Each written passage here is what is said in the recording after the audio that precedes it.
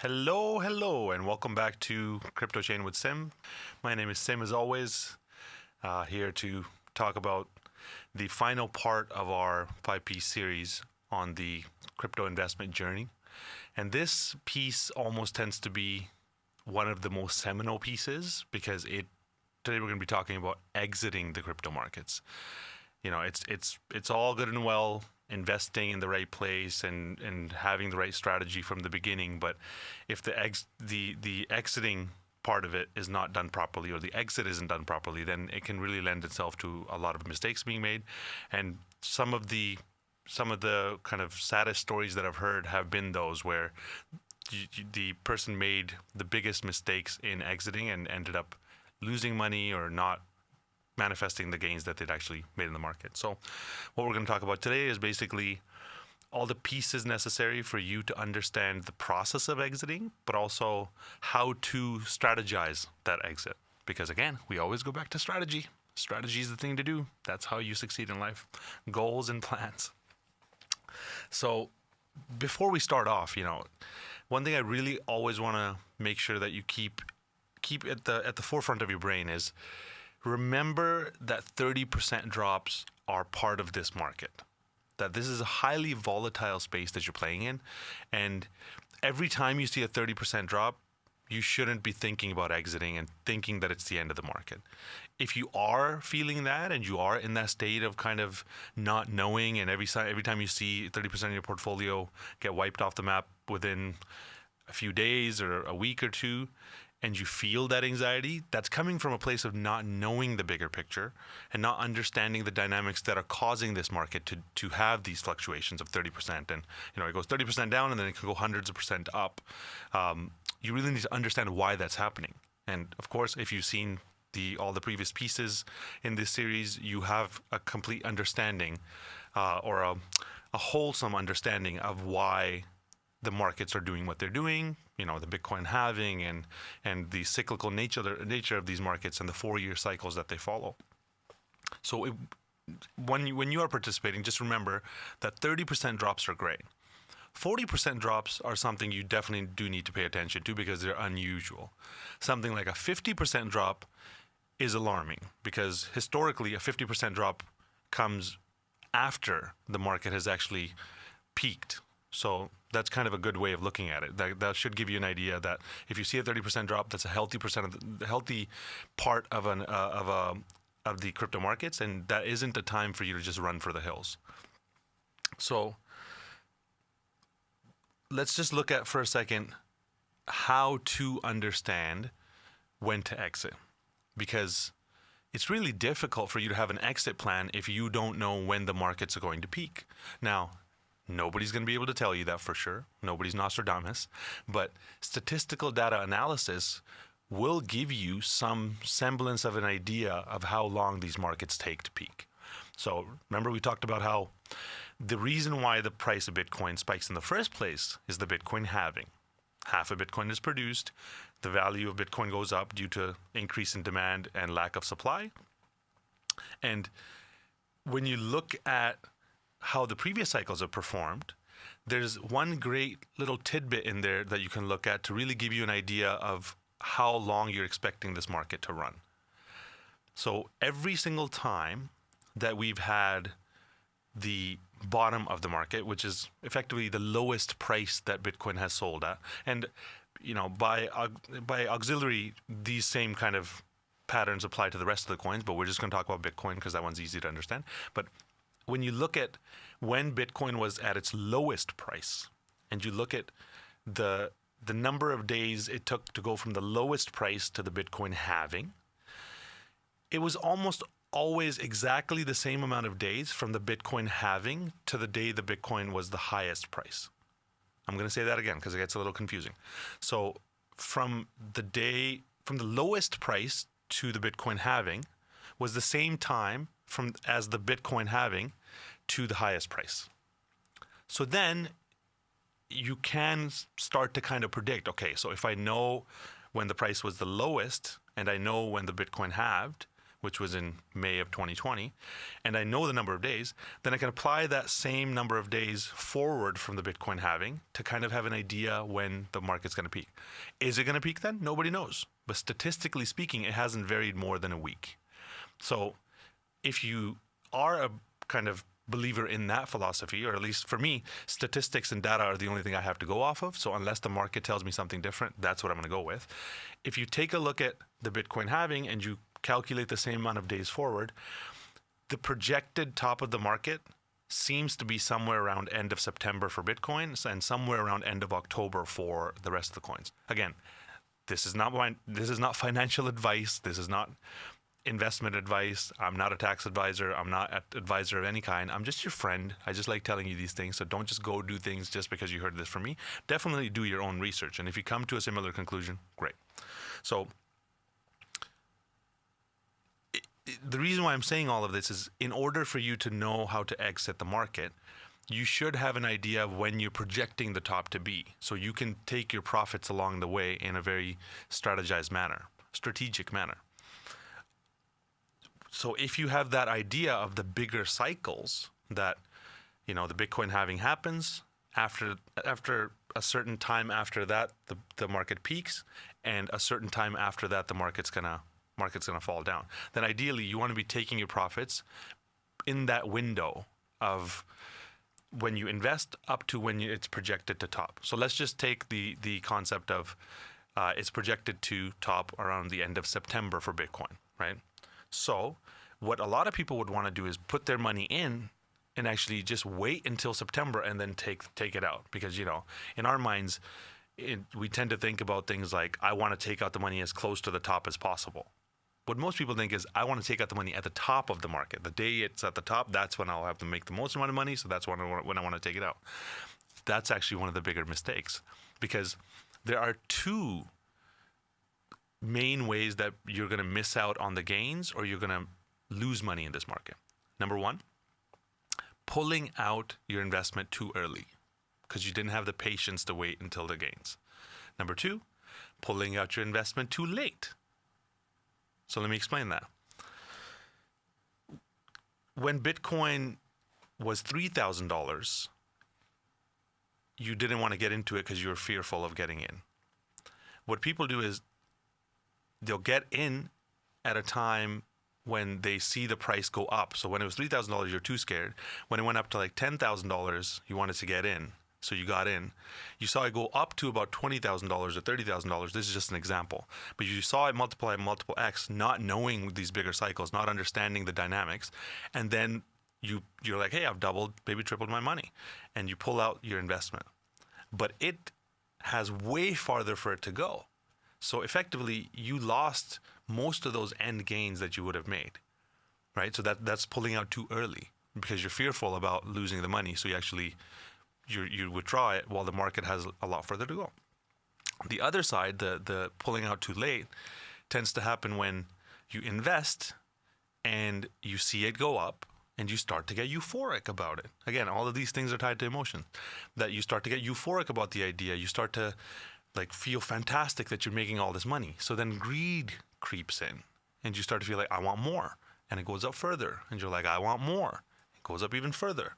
I want more. One day it actually just falls off of a cliff. And because you're so used to having these regular drops, you don't think much about it. You're like, I want more. But if you understood the bigger dynamics, the larger kind of picture of the market, you would understand, hey, the market's actually, this isn't just a regular drop. The market's actually peaked and it's gone beyond that. So you'll be sitting there greedy wanting more, but the market will have already turned and then it'll, drop another 50%. So you basically lost most of the gains that you'd made. So either you pull out too early or you pull out too late. Those are the two things that you want to make sure your exit strategy is set up to help you avoid. So how do you avoid that? The best way to, there's no best way, but here's a great way that I've seen that works really, really well. You need to have a strategy that really looks at your level of risk tolerance and your level of what kind of gains are you willing to get out of this market? because some people, it's more than enough to actually double your money and pull out your initial investment. Because the point is, if you're putting money in, the point is not to lose your initial investment. That's the biggest piece that we're trying to achieve here. The making money comes out of that kind of game plan, right? So step one should be you have a strategy that makes sure that you don't lose your initial investment, okay? And that has to be done well before the market peaks, or that projected end of the market. Now, here's another great little tidbit. When you look at the history of these markets, most of the gains are actually realized in the last month of this market. So, you'll get in now, and let's say it's 6 or 9 months down the road. For most of the months, it'll kind of be trending upward. You'll make some, you'll kind of, see it maybe double, maybe triple, who really knows, but it'll kind of go up steadily. And in the last month, things just go parabolic. So you'll see returns that you may not have seen the whole year happen within just the last month. So if you do pull out way too early, you are not waiting until that last month to get the returns. But then if you don't pull out anything by that time, then you're really leaving yourself exposed, because you have all this money that you've risked and you haven't taken any of it out. And when things do go parabolic and you're sitting there on a lot of gains, then you are risking the fact that the market could drop off and you could lose that initial investment that you have in there. So your strategy needs to be set up so that it saves the initial investment that you have well ahead of that parabolic rise. It allows you to be able to have a strategic plan, so you have steps set up along the way. So if you're projecting the market to kind of go parabolic at a certain period, then as it's going parabolic, you're taking profits all along the way. You're not waiting for the top. You're taking some at the bottom, some a little bit kind of midway, some when things start to go up, and when things just go completely crazy and you're seeing double, triple returns within a week, then you really start to increase your speed of how quickly you're taking profits. So what's a good way of knowing which way the market's moving, right? Because yeah, we can use stats from the previous cycles. That's one way of doing it. It's a good way of doing it. But in this cycle, there's actually ways for you to be able to understand which moves you should be making and which moves you shouldn't be making. Now, going back to the same point about we don't want to be making moves that everyone's making, right? So then you can statistically analyze what are the moves everyone's making. There's a lot of data analytics in this space because this blockchain is completely open, so anybody can run analytics on it. So when you're running the analytics, you can actually see that the average people are behaving a certain way, whereas the people with lots of money, we call them the whales, they're behaving in a completely different way. So you're able to follow the moves of the whales and not follow the moves of the average person, which again lends itself to you making the returns that the whales make and you not losing your money the way that the regular people make. So that's a great way of doing it. Of course, now, so we're talking about, exiting the crypto markets. This is an exit strategy. But what does that even mean? What does that even look like? Normally when you're thinking about it, if you put money in stocks, exiting means you pull your money out and take it into your bank account, right? That's an exit. In crypto, you don't necessarily have to pull the money out into your bank in order to be out of the crypto market. You don't have to completely sell things for the currency that you have in your bank account and put that currency into your bank. What you can do is you can effectively, let's say you have Bitcoin. Bitcoin goes up somewhat and you're like, I want to turn it back into dollars. You can turn it into a stable coin that's tied to the price of $1. And all a stable coin is that one coin is equivalent to $1. So it's like you've left Bitcoin and turned it back into dollars, but it's still within the crypto sphere.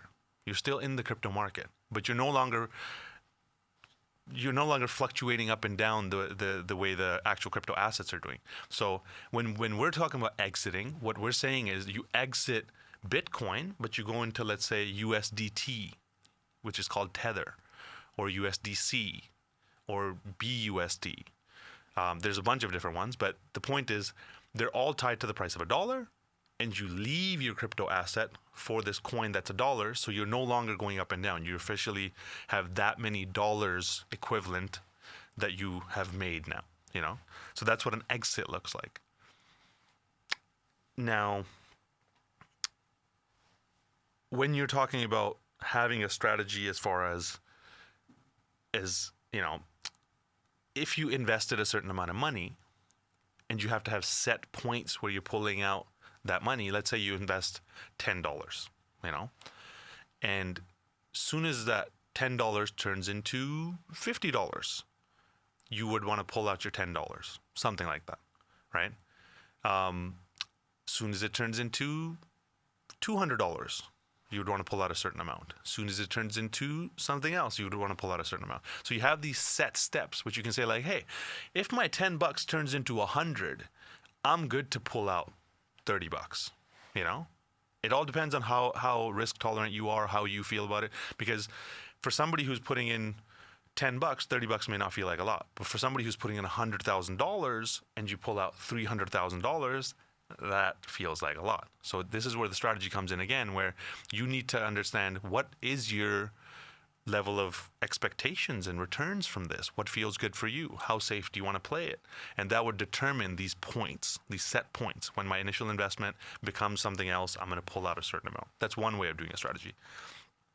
A second way that is really important to keep in mind and almost becomes the most important in the last month of these gains is you need to understand that, you know, if the market is going to go parabolic within the last month, then you may not have time to wait for it to hit a certain amount and then pull some out.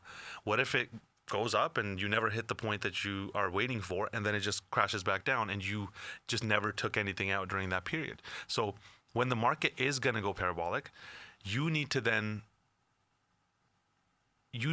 understand that you need to be pulling out certain amounts kind of regularly.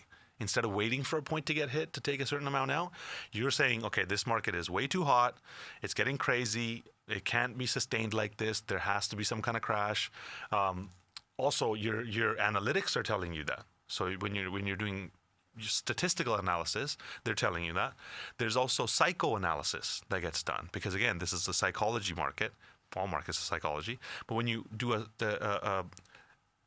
psychoanalysis, you can see, okay, the psychology of the market is at a place where things are in a state of euphoria. So one great thing that you should look at, and then, you know, if we're working together, we'll definitely be looking at, is the Bitcoin psychology chart. I'll wait for you to go Google that. Pause this and go look up Bitcoin psychology chart. That will really give you an idea of how the psychology in each kind of part of this cycle is tied to how people react in that part of the cycle. So as soon as we get up into the thrill and euphoria part, which is basically saying, like, as soon as everybody's euphoric that they're going to make tons of money and this is just so easy and we're all just going to keep getting rich forever, as soon as the market goes into that, as soon as the masses go into that kind of psychological state, remember that is probably the point where the market will collapse, because it'll happen when everybody's least expecting it, and you know, people who don't even have knowledge think that they can get really rich from this. So if you do psychoanalysis, if you follow the moves of the whales, the biggest guys in this market, if you do statistical analysis, if you have a strategy from the beginning that you're using to kind of guide you in a certain direction and know which steps you need to take when, all of those things put together can really, really supercharge your ability to be able to make money in these markets while not falling privy to the traditional mistakes that most people make. Because again, most people either pull it out too early or pull it out too late. So that's basically an overview of you exiting the market. You know, you have a plan for exiting, you pull it out into stable coins. Now what do you do? Because let's admit it, we all need cash to live life, right? So now what do you do with those stable coins? You know, so those stable coins are equivalent to dollars effectively. Then it again depends on your strategy. What is it that's your longer plan? When we'll sit down and strategize, we'll always discuss what is your bigger, plan with this. Are you, what is your 4-year? What is your 10-year plan? With those plans, you will need to use those stable coins in a certain way. Some people are investing for the longer term. So, if you understand that this 4-year cycle of this market means the market goes up and then it crashes back down and then it kind of stays sideways for a while and at the bottom of the market, then if you're investing for the long term, the smart thing to do would be to actually invest at the bottom or somewhere close to the bottom, take out your profits on the way up and of course close to the top, wait for the market to actually crash back down so things become super cheap again, and then use those stable coins to buy back into the bottom of the market. And then you wait for the next cycle, which is going to be in 2024. That's great. That's one thing that you're doing with it. There's some people who hold on to it and they do yield farming. And we've kind of talked about yield farming before, but it's basically getting interest. Like, hey, I got this money sitting here. I don't want to reinvest it, but I don't want to pull it out into my bank account. So what I do is I actually lend it to somebody so they actually give me an interest rate on it. That's one way of doing it. Now, somebody else might be like, hey, I'm good. I've made this money. I want it back in my bank account. So then that process actually requires you to have good off ramps. So we discussed on ramps in one of the previous videos, but we call it off ramp. The kind of the platforms that you use to be able to get your money back into your bank account. Now that could look like, you selling the assets on an exchange. So you sell the crypto on an exchange, and then the exchange is just bank transferring back to your bank. But that tends to be okay if you're doing, a few $1,000s. But remember, if you move more than $10,000, it can come with a lot of difficulties as far as getting flagged by your bank and having to explain where this money's coming from and all that. Now, if you're trying to move significantly larger amounts of money, even than that, like hundreds of thousands of dollars, then it really becomes problematic because you have to have banks and structures set up in a way so that you can actually pull out that much money and show them, hey, this is coming from crypto, and your bank's okay with it. And this really, again, depends on your particular situation, because there's a lot of banks which will almost always flag your transactions and sometimes even shut down your account and block your account over these kind of transactions because they're trying to avoid money laundering, whereas other banks are used to these kind of transactions. So you have to figure out ways to actually get your money off and get it into your bank without causing issues or getting flagged or having other checks that you may have to go through. To that effect, it's really good to have multiple off-ramps set up. Never just depend on one exchange. Never just depend on one bank. Never just depend on one place to be able to get it off. It's good to have many exchanges that you can get it off of. It's good to have many different ways to get it off. It's also good to have many different kind of backup plans for you to be able to spend your crypto. For example, you can get crypto debit cards these days where you can actually spend the crypto directly. Right? If that is your strategy, then you can spend the crypto directly from your crypto account rather than having to deal with a bank. That's it. That's a good off-ramp. That's one that I always recommend as a backup. There's also ways for you to never spend your crypto.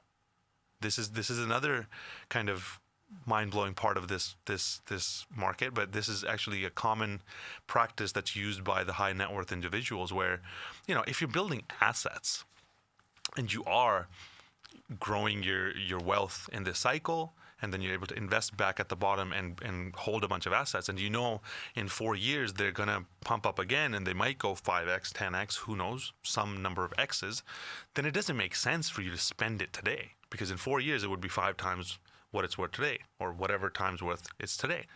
So those individuals, what they do is they'll actually not spend those assets, because like if you own a house, you don't want to spend your house to buy coffee, right? It's actually better to get debt against your house and buy coffee. So there's strategies that actually cover that piece, where how can you keep accruing your assets and still be able to generate cash against it? Those get pretty complicated, so I'm not going to just go into the details of that. But there are those kind of options where you can get cash and you can not have to spend your assets.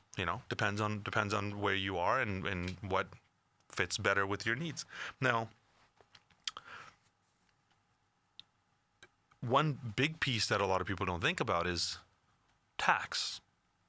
Like, you've sold this crypto, and now you're transferring it back into your bank account, and you're planning on spending it. Have you considered your tax liability? Because you should have a tax strategy, or at least an understanding of what your tax liabilities are, when those points are that you would actually be charged tax, right? Because one big kind of misconception in this whole sphere is that, oh, if I buy crypto, there's no tax. Okay, that's true. If you buy crypto, there is no tax because you're investing effectively. But people think, oh, but if I just exchange to another crypto, then there's no tax, right? No, there is. Anytime you exchange to any other crypto, there's tax. Anytime you exchange to a stable coin, that you owe capital gains tax. Anytime you pull it out back into your bank account, you would be owing capital gains tax on whatever kind of gains you made in the market. So make sure you're cognizant of these things. How are you going to do your taxes? You know, like if you've traded in and out of the market 100 times this year, and now at the end you have to track your capital gains for all those things, and like you have to do taxes, and you haven't even thought about that. You might have to pay an individual a ton of money to actually do that. So make sure you've planned for that ahead of time. I'll give you a little tip for that. There's a lot of good AI-based tax softwares. So you basically just attach your exchange to them. They do all the analysis. They give you a nice little report with your tax liabilities and save you the trouble of having to pay somebody thousands of dollars to do that. So that option does exist out there. But part of the exit strategy is also understanding that when you do exit, in whichever way you're planning on exiting, there is going to be a tax liability, and preparing for that and making sure you're taking care of that properly. So that kind of covers how to understand when to exit, how to make sure you don't exit too early, how to make sure you don't exit too late, and your taxes and kind of the whole thing. So the final piece that I really just want to hammer home is like, planning these things ahead of time may seem like it's cumbersome, it's a lot of work, and you a lot of times we have that mindset of, I'll think about it when it becomes a problem. But laying the groundwork ahead of time will be one of the most beneficial things you'll do, because a lot of these pieces you can start executing ahead of time, right? If you have laid out your entire exit plan before you even get in, or right when you get in, then it lends itself to you seeing the whole journey. You know what you're planning. If you've done some analysis, or at least you have trusted sources for analysis who are showing you and guiding you in the right way, then you're able to understand what's going on in a way so you're confident in this investment, but you also know the end goal, and you also know how that's going to be achieved. And ideally, you've written it all out, and it's in black and white as to what's going to happen. Now, could things happen differently? Of course, it's life. That's just how it goes. Nobody can for sure tell you something's going to happen exactly like that. But having that plan from beginning to end, that at least gives you a full playbook of what pieces you should be doing, when you should be doing it, what pitfalls can exist, how to avoid them, that is worth its weight in gold. And in the long term, those are the things that differentiate the real investors from the kind of, we call them retail investors, where somebody's just going in without knowing anything, and the probability of them losing money is high. Somebody who has a strategy, a plan, has knowledge, and can back it up with analysis really is kind of setting themselves up to be successful in these markets. And over the long term, learning all of these skills and becoming self-sufficient and not just leaving it up to somebody else is the most valuable thing you'll have, because this same cycle is going to happen in 4 years, it's going to happen in 8 years, and it's going to keep happening like this. Obviously, this cycle will be the most profitable, according to my projections. Who knows what's going to happen? This cycle will be the most profitable. Next one will be somewhat profitable. By the one that happens in 2028, things will level off a lot, and the kind of returns that we're getting today will be, a thing of the past. So if you made it this far, thank you so much for listening to all of this. You are taking a big step towards your future. I really appreciate you doing this. And now, hopefully, you are ready to set up your strategy and take hold of your future. So thank you for your time. Thank you for your trust. Much love. I'll see you later. Bye for now.